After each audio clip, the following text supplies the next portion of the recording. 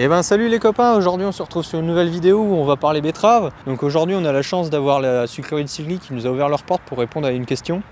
Parce que oui, une betterave sucrière c'est composé de sucre, mais surtout 3/4 d'eau. Donc comment aujourd'hui un groupe comme Cristal Union fait pour au maximum réduire ses impacts sur la ressource en eau.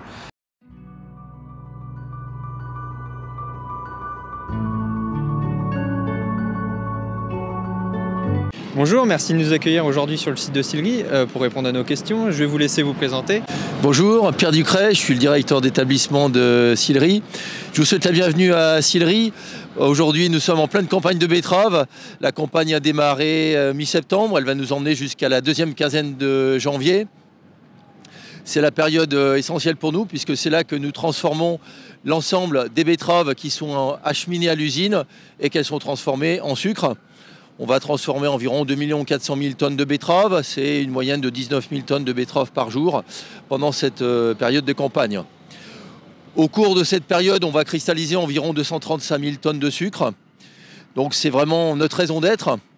Mais si on regarde en termes de production, en termes de volume de production, la première production de l'usine, c'est l'eau. L'année dernière, c'est 1 million de mètres cubes d'eau qui sont sortis de l'usine. Cette année, la campagne est plus longue. Donc ça sera un volume encore plus important. Cette eau, elle est extraite de la betterave, puisque la betterave, c'est 75% d'eau. Une grande partie de l'eau est extraite, elle est utilisée, elle est valorisée, elle est recyclée dans le process, parce que le process sucrier nécessite beaucoup d'eau. Mais aujourd'hui, l'usine de Sillery, depuis maintenant de nombreuses années, depuis 2011 exactement, l'usine est autonome en eau. Ça veut dire qu'elle ne consomme plus aucune eau de forage. Toute l'eau consommée par l'usine vient des betteraves. Et c'est ce que je vous propose de découvrir aujourd'hui. Et je vous invite à nous suivre dans l'usine. Bien bonjour, merci de nous accueillir aujourd'hui. Je vous laisse vous présenter. Bonjour, Tanguy Chaput, ingénieur optimisation industrielle à Sillery et en charge de toute la gestion des eaux du site. Bien ici, nous sommes au cœur du processus de lavoir de l'usine de Sillery, avec les betteraves que vous voyez derrière nous.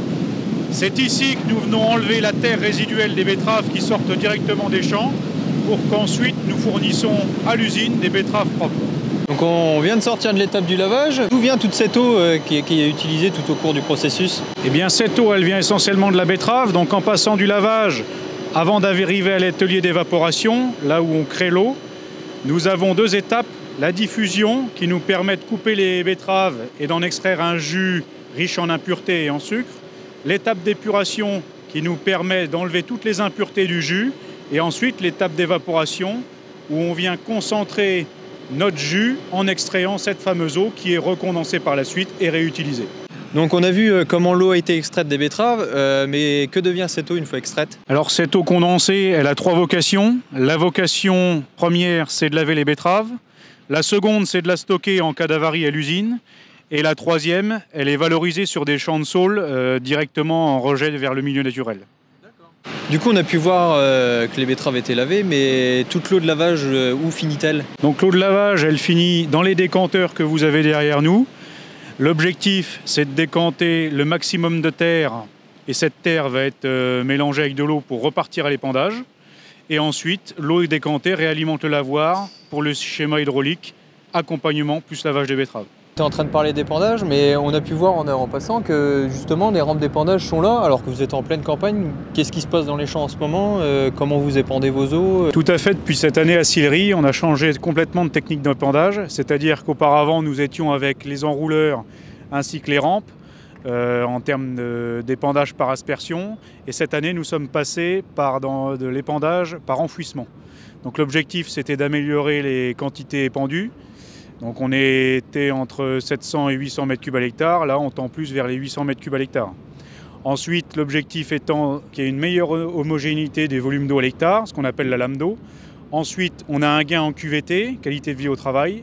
Et en fin de parcours, nous avons aussi un gros gain en termes de souplesse sur la gestion des épandages côté sucrerie. J'aurais une dernière question à vous poser, mais comment du coup vous remettez l'usine en route l'année d'après sans utiliser les eaux de forage? Donc l'avantage de pouvoir stocker nos eaux condensées en campagne, dans le bassin que vous avez derrière vous, c'est qu'on peut les réutiliser n'importe quand et notamment à l'année N+1 pour redémarrer la campagne. Eh bien, merci de nous avoir ouvert vos portes aujourd'hui. Est-ce qu'il y a encore des pistes d'amélioration envisagées au sein du groupe de Cristal Union? L'eau est une ressource précieuse. Vous avez vu comment elle était valorisée au sein de l'usine de Sillery. C'est aussi une priorité à l'échelle du groupe Cristal Union de préserver la ressource en eau. Aujourd'hui, il y a beaucoup d'usines qui sont autonomes en eau et l'objectif, c'est que l'année prochaine, 2025, l'ensemble des sucreries du groupe soient autonomes en eau et à l'échelle 2030, que l'ensemble des distilleries soient autonomes. Merci beaucoup et je vous souhaite une bonne journée à vous. Au revoir. Avec plaisir.